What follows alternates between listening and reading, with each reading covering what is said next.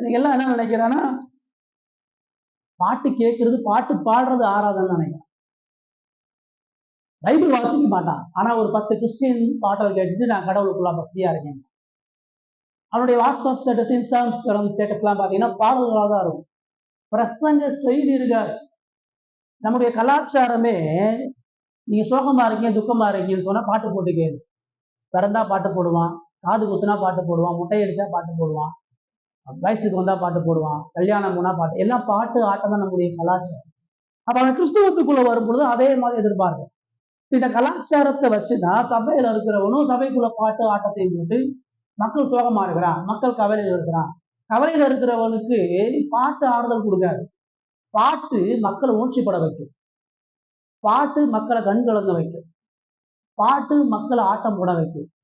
பாட்டு மக்களுக்கு ஒரு தற்கால உணர்ச்சியை கொடுக்கும். அவ்வளவுதான் சொல்லுங்க. பாட்டு கடவுளோட இணைக்காது. பாட்டு ஒரு பொழுதும் மறுபிறப்பு கொடுக்காது, மனம் திரும்புதலை கொடுக்காது. பாட்டு ஒரு பொழுதும் தேவனோடு ஒப்புரவாகாது.